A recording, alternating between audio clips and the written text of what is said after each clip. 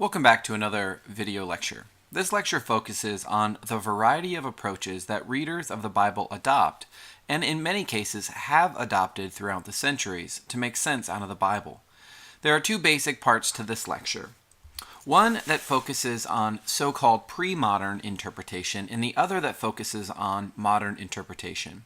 For the pre-modern period of interpretation, I will focus on how interpreters demonstrated an awareness of and interest in the biblical text's variety of possible meanings, sometimes as a way of responding to apparent problems in the biblical tradition. After briefly describing events that led to modern biblical interpretation, I will highlight three broad approaches to biblical interpretation in the modern period: historical, literary, and contextual approaches. Let's get started with pre-modern approaches to biblical interpretation.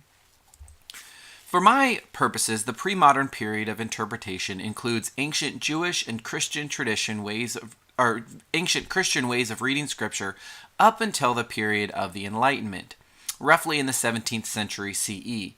The Renaissance from the 14th to the 17th centuries and the Reformation in the 16th century played an important role in this shift from pre-modern to modern biblical interpretation. In this transitional period, pre-modern ways of reading persisted while modern methods were beginning to take root.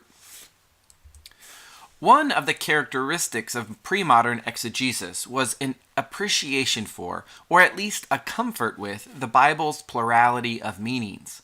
In other words, while modern biblical interpretation is often concerned with identifying a single original meaning of a biblical text, ancient interpreters often saw biblical texts as containers for multiple meanings. In theological terms, this can be described as the profundity of Scripture. For ancient interpreters, this often meant that the Bible means more than it says. The writings of Scripture can contain hidden meanings that lie behind and are often of more importance than the literal words of the text. This view toward the Bible's profundity was motivated by at least three things. First, ancient interpreters assumed that the Bible reveals or somehow relates to God, and more specifically to a God who is hidden or at least radically different from humanity and earthly existence.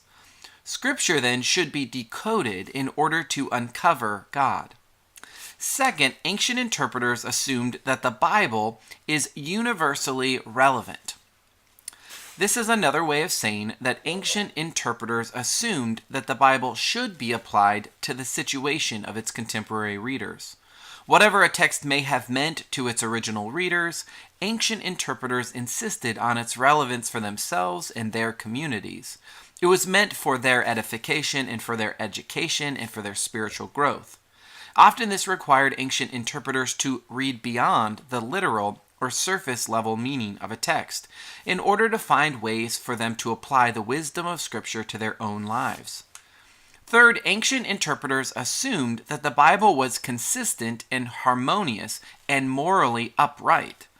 Maintaining this assumption did sometimes require non-literal readings of Scripture because there were places in Scripture where it appeared that the Bible was inconsistent or inharmonious or morally suspect. It may come as a surprise to you, but ancient interpreters were well aware of the problems in the text, whether those problems were of a historical, literary, moral, or theological nature. One of the ways to deal with these problems was to appeal to the profundity of Scripture's meanings. The problems in Scripture were only really surface-level problems. If we were able to read more deeply, if we understood the non-literal meanings, then these problems could be and would be resolved. In short, the profundity of Scripture insists that the Bible is a mystery, a puzzle whose multiple meanings are inexhaustibly relevant for individuals and communities. Eventually, this comfort with multiple meanings increased into discussions of several different levels or senses of meaning in the early and medieval church. Initially, we see a distinction between the so-called plain or historical meaning of a text and its allegorical meaning, or the contrast between its literal and its allegorical meaning. The basic assumption in allegorical readings is that a text contains a meaning that is different and more significant than its surface level or literal meaning. Paul demonstrates allegorical reading in the book of Galatians when he suggests that both the plain sense of Sarah and Hagar in the Genesis narrative have a deeper meaning for Christians in his community.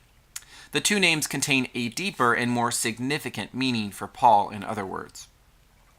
Later Christian tradition identifies four senses of Scripture: the literal, the allegorical, the moral, and the anagogical. The literal sense often focuses on what happens, or what happened. It focuses on the historical meaning of a text that would have been intended by the author. The allegorical sense focuses on belief, and often seeks to find Christian meaning or beliefs in Old Testament texts. It seeks to build up the faith of the believer. The moral sense focuses on the behavior of Christians. It uses Scripture interpretation to shape the moral character of believers. The anagogical sense focuses on heavenly realities and drawing the interpreter into deeper relationship with God. In addition to this fourfold understanding of Scripture's multiple senses, there are other frameworks for interpretation that discuss 7 or more senses of or types of meaning.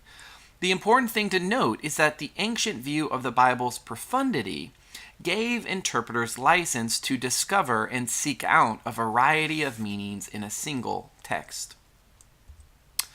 With these approaches in mind, let's turn now to the modern period and some of the approaches that characterize modern biblical interpretation. In many ways, modern approaches to interpretation mark a move away from valuing the multiple potential meanings of a text toward a more focused attempt to recover a single original meaning of the text. There are two important historical factors that led to this transition. First, the period known as the Renaissance, mentioned earlier, was characterized by the critical study of Greek and Latin writings. A popular saying from this period was ad fontes, a Latin phrase that means to the sources. There was a desire to get back to the sources in their earliest and most original form. For the study of the Bible, this meant a growing interest in the Hebrew and Greek versions of the Bible, rather than the later Latin translations that had become authorized for the Catholic Church. The second historical factor that influenced the development of modern interpretation was the Reformation. Martin Luther's emphasis on sola scriptura insisted that the church practice and Christian belief should be rooted explicitly in Scripture. But this emphasis carried with it a developing interest in the real, or the so-called original meaning of these writings, which Luther and other reformers insisted had been distorted by later church teachings.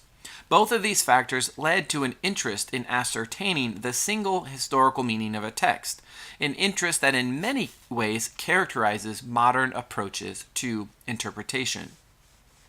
Probably the clearest example of this modern approach to interpretation is known as the historical critical method. Historical criticism really emerges from the Enlightenment, a period in the 18th century when religious wars and the rise of rational inquiry led to the challenging of religious convictions and practices. Historical criticism is equally a product of the Enlightenment as it is a product of aspects of the Reformation and Renaissance discussed earlier. It assumes that all of the linguistic, grammatical, and literary tools that are used in studying all of the other ancient texts can and should be applied to the Bible as well. As one scholar has explained, historical criticism can be understood as, quote, an attempt to see what an ancient text from a culture and in a language different from that of the readers might have meant in its original context. So historical criticism is going to put an emphasis on that original historical context. We can note a whole set of historical approaches to the Bible that are characterized by an increased sensitivity to the historical settings of the Bible, its writers, and its first and subsequent readers. This includes an interest in how the Bible incorporates earlier oral and written sources, a mode of studying the Bible called source criticism. It is also interested in how traditions found in the Bible develop and change, something known as tradition historical criticism, how certain forms of literature functioned in their historical contexts, which is known as form criticism, and how materials in the Bible were edited by later users, which is known as redaction criticism. Other historical approaches try to reconstruct the social and cultural context from which the writings emerge and to which they speak, in order to better understand how those contexts may shape the writings and their meanings. Though concerned with reconstructing ancient cultures, these approaches often draw on modern theory from sociology and anthropology to help in this historical reconstruction. In addition to historical approaches to the Bible, the modern period is also marked by a number of literary approaches. Often informed by insights and methods of literary theory and contemporary literary criticism, these approaches focus on how the elements of a text, not events or realities behind the text, inform the meaning of a text. Some literary approaches focus on the structure of a passage or larger underlying patterns given and how those patterns of meaning give text a meaning, which is known as structuralism. Other literary approaches focus on the text's story elements like plot, setting, and characterization. This is known as narrative criticism. Others focus on the ancient and modern rhetorical theory to show how writings were meant to lead to persuasion, which is known as rhetorical criticism. Others emphasize approaches that focus on the role of the reader in the process of reading and how devices in the text interact with the reader and inform or shape or transform the reader, and this is known as reader response criticism. For most literary approaches, the primary question is not about the original meaning of a text per se, but how the text goes about making meaning and even affecting the reader in the present moment. Finally, the modern period, especially toward the end of the 20th century, witnesses the rise of what we might call contextual approaches, or approaches that are based largely on social location. While these approaches draw on insights from both historical and literary approaches to interpretation, they largely challenge the notion of objectivity and universality in interpretation. These approaches start more explicitly with the lived experience, questions, and concerns of the interpreter, and they seek to explain how the Bible relates to those questions and to those specific realities and how those realities impact the way one reads the Bible. As biblical scholar Donahue explains, quote, every reader brings cultural, social, and personal perspectives to a text. Contextual approaches are more explicit about reading from these particular perspectives. Contextual approaches include a range of liberation readings that start with experiences of social inequality and seek to use the Bible as a tool for liberation while protesting its role in dominating or enslaving or oppressing other people. Other important contextual approaches include womanist biblical interpretation, feminist biblical interpretation, queer biblical interpretation, African American, Latinx, and Asian or Asian American biblical interpretation. All of these are based on a higher interest on the contextual manner of biblical interpretation. The three approaches to biblical interpretation in the modern period that I have discussed in this lecture, historical, literary, and contextual approaches, correspond broadly to the three locations of meaning discussed in another lecture: the world behind the text, the world of the text, and the world in front of the text. Each approach and corresponding world of meaning brings certain questions to the task of interpretation and draws on different tools to do so. We can think about the different approaches to interpretation as tools that help us see different aspects of a text. Having a clearer understanding of these different approaches can also help us clarify the types of observations that we are making about a text and the types of questions we are asking of it. I hope that this lecture has clarified some of the different approaches to interpretation and how they may relate to your own practices as a reader and interpreter of Scripture. Thank you for your time and your attention.